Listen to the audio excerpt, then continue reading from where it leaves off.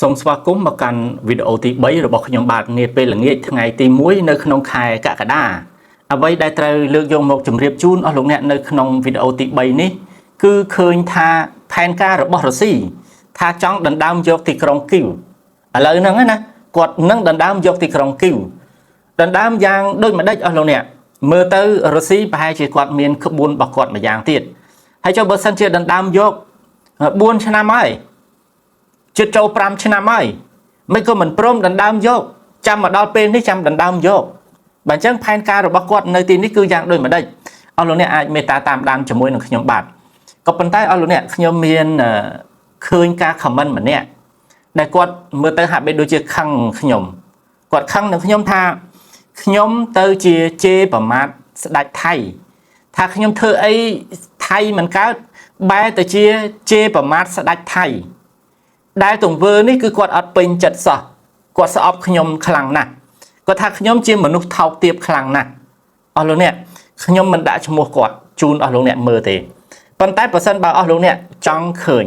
ក៏អស់លោកអ្នកមេត្តាបើកទៅដល់វីដេអូទី2នៅក្នុងថ្ងៃទី1នេះគឺវីដេអូថ្ងៃត្រង់អញ្ចឹងអស់លោកអ្នកអាចឆែករកមើល comment របស់គាត់ចោះបាទព្រោះទុកមុខទុកមាត់ឲ្យគាត់អញ្ចឹងបើអស់លោកអ្នកណាឆែកបានឃើញក៏អញ្ជើញមើលពីព្រោះគាត់មិនមែន comment តែមួយទេគឺគាត់ comment ច្រើន3 4ជាប់គ្នានោះមួយហើយគាត់ comment ម្ដងទៅគាត់ទៅសេមក comment ទៀតហើយទៅគាត់ទៅសេមក comment ទៀតទៅសេដល់ចោទថាខ្ញុំនេះគឺជាមនុស្សថោកទាបដែលរកអីធ្វើអីជាមួយនឹងថៃជាមួយនឹងសៀមមិនកើតគាត់ថាថៃណាបែរទៅជាមកដាក់ទំនាយទៅដល់ស្ដេចគេទៅវិញមិនកាន់ជើងសៀមហ្នឹងមិនប្រហែលមិនឥឡូវហ្នឹងខ្ញុំចង់ឆ្ងល់អញ្ចឹងដេញលោកកាន់ជើងសៀមហ្នឹងមិនសៀមគេកាត់ទឹកដីទៅឲ្យលោកឬក៏យ៉ាងម៉េចលោកខ្ញុំចង់ឆ្ងល់អញ្ចឹងបាទអញ្ចឹងលោកអស់លោកអ្នកអាចអញ្ជើញទៅមើល comment នោះដល់ខ្លួនឯងបាទមិនអីទេខ្ញុំមិនទៅចង់ឆ្លោះទាស់តែងជាមួយទេប៉ុន្តែខ្ញុំចែកឆ្ងល់កាន់ជើងសៀមហ្នឹងសៀមគេឲ្យដីឯងគេលើកកូនក្រមុំឲ្យឯងក៏យ៉ាងម៉េចបានតែជាអញ្ចឹងគេឲ្យជាលុយឯងយ៉ាងម៉េចបាទឥឡូវសូមអស់លោកអ្នកបែរមកមើលនៅក្នុងអត្ថបទដែលនិយាយអំពីលោកពូទីនគាត់បញ្ជាឲ្យកងទ័ពរៀបចំផែនការថ្មីដើម្បីដណ្ដើមយកក្រុងគីវព្រោះគាត់ស៊ូទៀតអត់បានហើយអស់លោកអ្នកដោយសារការវាយរបស់អ៊ុយក្រែនដែលអ៊ុយក្រែនដាក់អសានវត្តវាយ40ថ្ងៃនេះណាវាយខ្លាំងពេកទៅស៊ូលែងបានហើយអស់លោកអ្នកអាចឃើញនៅក្នុងវីដេអូនៅក្នុង Telegram គឺ Flamingo របស់អ៊ុយក្រែន2គ្រាប់ហោះទៅនឹងឃើញហោះហើយមុជចូលទៅក្នុងគោលដៅរបស់វាគ្រាន់តែមកបឹងទេខ្ទេចខ្ទីខ្លាំងមែនតែម្ដងឆេះខ្លាំងមែនតែម្ដងអញ្ចឹងនៅក្នុង group Telegram ចុងក្រោយរបស់ខ្ញុំបាទដែលខ្ញុំបានដាក់ជូនណាឃើញម្លឹងហើយតែឲ្យរុស្ស៊ីគាត់ដូចជាពិបាកទប់ទល់ដែរអញ្ចឹងបានគាត់ត្រូវតែបញ្ជាឲ្យរៀបចំផែនការថ្មីដើម្បីដណ្ដើមយកក្រុងគីវតែម្ដង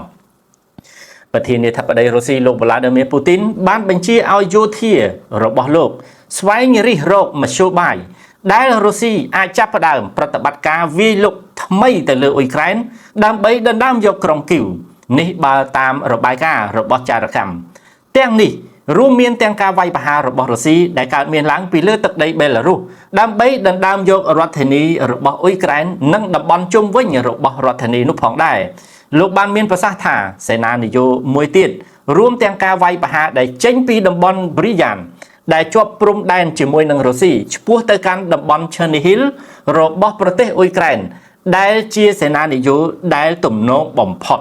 បាទនេះគឺជាអ្វីដែលរុស្ស៊ីគាត់បញ្ជាទៅដល់មេទ័ពទាំងអស់ចាប់ផ្ដើមរិះរកមធ្យោបាយថ្មីវាយយកទីក្រុងគីវឲ្យបានក្នុងពេលឆាប់ៗនេះចំណែកលោកប្រធានាធិបតី Zelensky គាត់បាននិយាយថារឿងនេះបានកើតឡើងនៅពេលដែលអ៊ុយក្រែនបានវាយប្រហារមជ្ឈមណ្ឌលផ្កាយរណបមួយនៅក្នុងតំបន់មូស្គូដែលកំពុងតែត្រូវបានប្រើប្រាស់ដើម្បីប្រមូលព័ត៌មានស៊ើបការសម្ងាត់សម្រាប់កងកម្លាំងរបស់រុស្ស៊ីពីលើនៃអ្វីដែល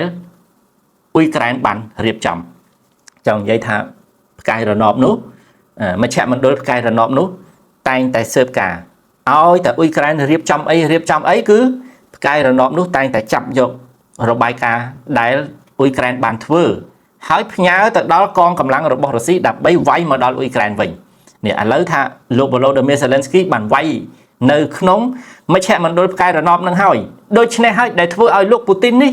គឺគាត់ខឹងសម្បាយ៉ាងខ្លាំងរៀបចំផែនការលឿនវាយយកក្រុងគីវឲ្យបាននេះឯងអស់លោកអ្នកខឹងរឿងវាយផ្កាយរណបនេះតែម្ដងពីព្រោះអីអ៊ុយក្រែនថាឲ្យតា 40ថ្ងៃគឺគាត់វាយរហូត40ថ្ងៃគឺគាត់វាយរហូតវាយឲ្យចាំរកពេលចរចានៅក្នុងការបង្ហោះមួយនៅលើ Telegram លោក Zelensky គាត់បាននិយាយថាកងកម្លាំងរបស់លោកបានវាយប្រហារមជ្ឈមណ្ឌលទំនាក់ទំនងអវកាសដុបណាចម្ងាយ500គីឡូម៉ែត្រពីព្រំដែនរបស់អ៊ុយក្រែនជាលើកទី2វាយកាលពីមុនមួយសាវាយមកថ្ងៃអង្គារម្សិលមិញនេះមួយសាទៀតអញ្ចឹងវាយជាលើកទី2លោកបាននិយាយថាទីតាំងនេះត្រូវបានប្រើប្រាស់ជាការឆ្លូបយកការនិងសម្រាប់សម្របសម្រួលសកម្មភាពរបស់កងកម្លាំងរុស្ស៊ីនៅលើអ៊ុយក្រែនក៏មានដែរអញ្ចឹងមិនមែនត្រឹមតែយកការដើម្បីតែឲ្យកងកម្លាំងរុស្ស៊ីវាយចេញពីប្រទេសរុស្ស៊ីចូលទៅដល់អ៊ុយក្រែនទេវាយកការឲ្យកងកម្លាំងរុស្ស៊ីដែលកាន់កាប់នៅលើទឹកដីអ៊ុយក្រែននេះដើម្បីគេចវេះពីកន្លែងណាដែលអត់មានខ្សែត្រៀមផងដែរឧទាហរណ៍ថាយកការច្បាស់លាស់ចឹងទៅមិនសូវមានខ្សែត្រៀមណាខ្លាំងទ័ពរុស្ស៊ីអាចបុលបន្ថែមចូលទៅទៀតចឹងទៅអានោះគឺជាអ្វីដែលលោក Zelensky គាត់និយាយវាក៏បានរងនៃការវាយប្រហាររបស់អ៊ុយក្រែនកាលពីសប្តាហ៍មុនផងដែរនេះបើយោងតាមអគ្គសេនាធិការរបស់អ៊ុយក្រែនអញ្ចឹងមានន័យថាពីមុនវាយម្ដងថ្ងៃអង្គារម្សិលមិញវាយម្ដងទៀតសប្តាហ៍ថ្ងៃនេះ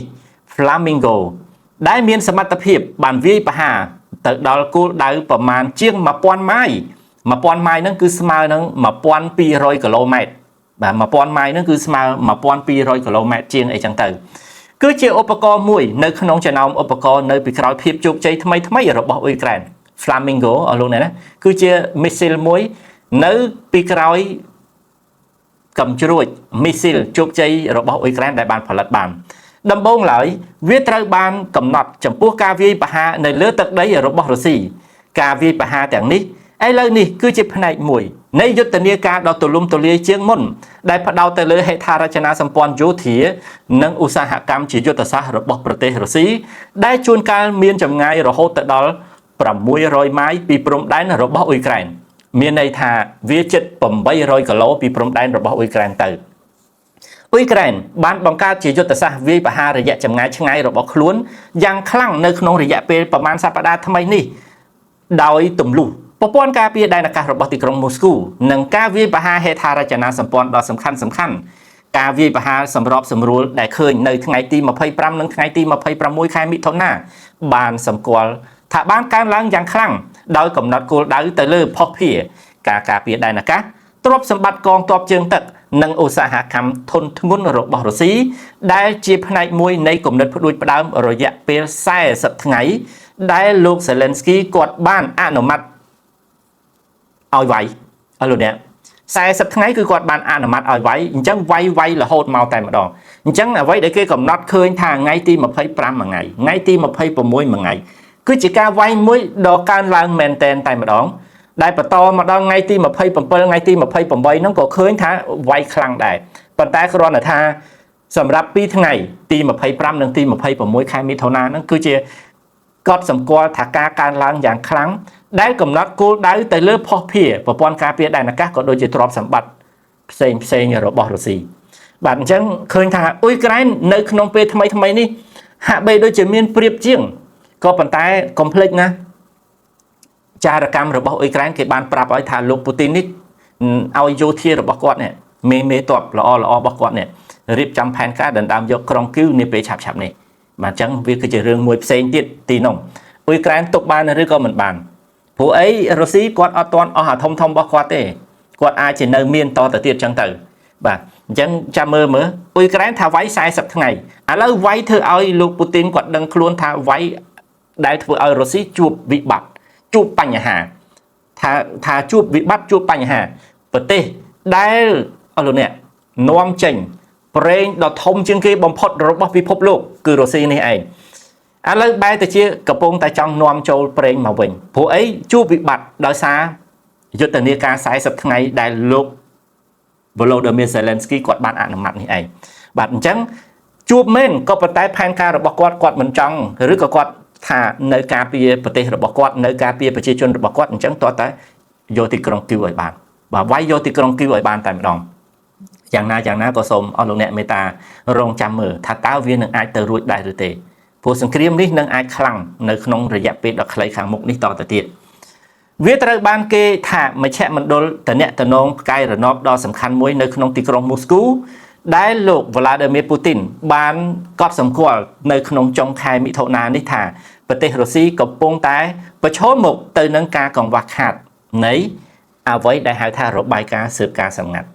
ព្រោះគាត់ត្រូវបានអានឹងគេវាយចោលអស់ចឹងទៅគាត់អត់មានបាទគាត់អត់មានការតាមដានរបស់គាត់ដើម្បីទប់ទល់អញ្ចឹងត្រឹមតែ2ថ្ងៃសោះដែលវាយជាប់គ្នាហ្នឹងហាក់បីដូចជាមជ្ឈមណ្ឌលសម្រាប់តំណងផ្កាយរណបមួយហ្នឹងគឺដូចជាប្រើការលែងកើតអញ្ចឹងគាត់កង្វះខាតរបាយការណ៍ស៊ើបការណ៍សម្ងាត់នេះឯងបាទអញ្ចឹងសូមអស់លោកអ្នកមេត្តាទទួលជ្រាបនេះជាអ្វីមួយដែលជាការទី1ចារកម្មរបស់អ៊ុយក្រែនដឹងថានឹងមានការវាយប្រហារដណ្ដើមយករដ្ឋធានីគីវដោយអាចវាយចេញពីប្រទេសបេឡារុសក្តីឬក៏វាយចេញពីតំបន់ដែលជា Chernihiv ដែលវាជាសេនានិយមមួយដ៏ងាយនៅក្នុងការវាយចូលមកអ៊ុយក្រែន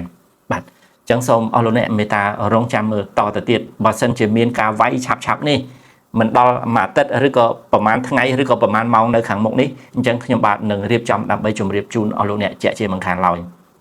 អស់លោកអ្នកសូមបន្តចុងក្រោយបន្តិចការវាយប្រហារទាំងនេះគឺរំខានដល់ជីវិតប្រចាំថ្ងៃរបស់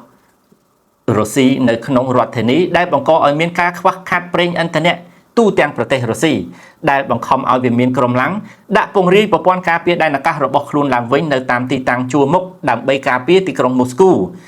គោលដៅនៅក្នុងទីក្រុងគៀវគឺមាន2យ៉ាងទី1ដាក់ចេញនៅការបិទគប់ភស្តុភារយុទ្ធសាស្ត្រដែលមានសមត្ថភាពច្របាច់សេដ្ឋកិច្ចរុស្ស៊ីនៅខាងក្នុង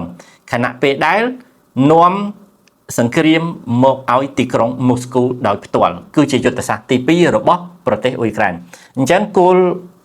ដៅរបស់ទីក្រុងគីវគឺមាន2យ៉ាងទី1បិទគប់ភស្តុភារដូចជាច្បាច់នៅសេដ្ឋកិច្ចរបស់រុស្ស៊ីឲ្យខ្ទេចខ្ទាំនៅខាងក្នុងគោលដៅទី2គឺជាការនាំសង្គ្រាមរបស់រុស្ស៊ីដែលនៅលើទឹកដីអ៊ុយក្រែនបញ្ជូនផ្ទាល់ទៅក្នុងទីក្រុងមូស្គូដោយផ្ទាល់វិញអានឹងគឺជាគោលដៅទី2របស់ទីក្រុងគីវ